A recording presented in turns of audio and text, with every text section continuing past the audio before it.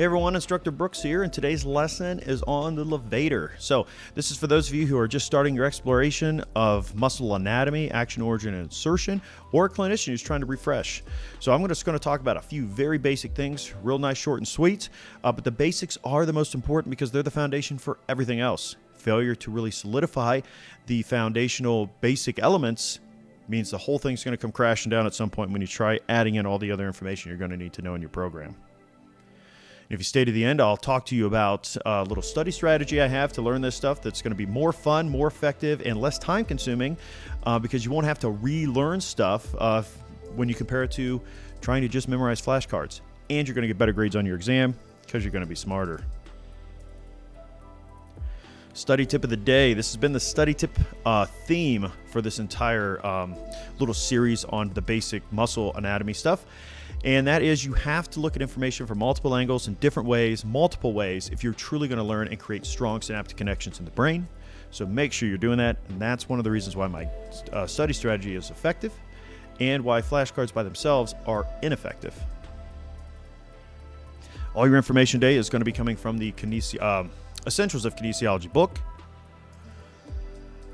And my major objective, show you that origin, insertion, action, and a couple other special considerations. So let's get into this levator scap here.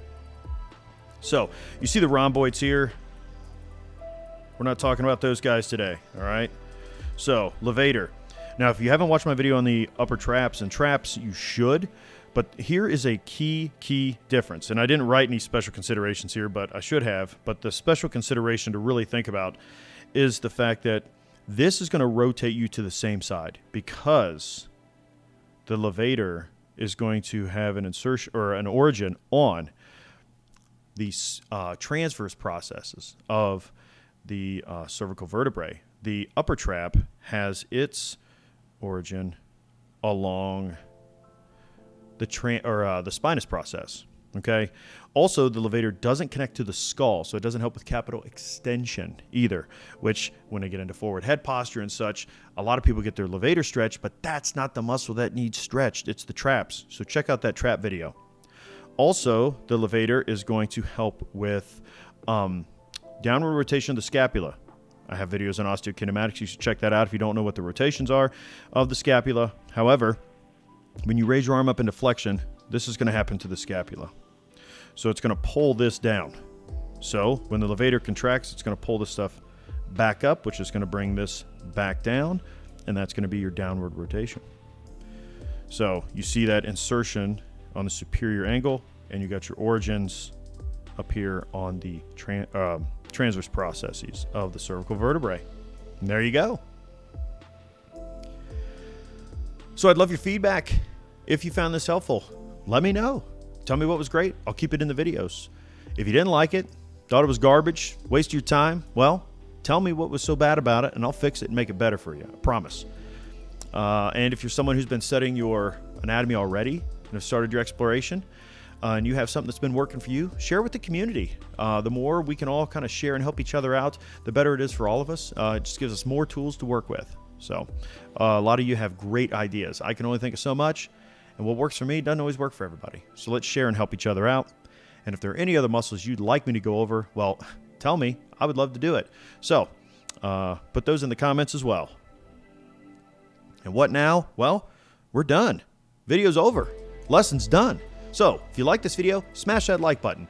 Click subscribe, become part of our community, and follow us through your schooling all the way to being a clinician. And then also ding that bell so you get notifications on when we upload new videos. And like I said at the beginning, I would remind you to check out the link in the description for the muscle anatomy study strategy, where I show you how to be way better at studying this information and have more fun, spend less time restudying because you're going to actually learn the information versus try to memorize flashcards, which, to be honest with you, flashcard memorization doesn't really help you on most tests. It's conceptual things that will help you on the test and improve your grades, and I will prove that to you by showing you that strategy, and you'll see better grades on your exams. So check that out. Also, I recommend exploring my videos on active and passive insufficiency because that is a very key element that a lot of students early on just don't get, and it crushes them on exams. You get that down, you start getting more points in your exams. You take that grade from a C to a high C to maybe even a low B. And then go to instructorbrooks.com, click the Stay Informed button. Sign up to stay informed. So anytime we got a new project that we're thinking about or need some input from our fans, we will absolutely ask for your input and let you know when things are coming out, so you'll be the first to know when we have anything like that. And if you have all that down, be an awesome person, pay it forward, and you know what? Have a great day.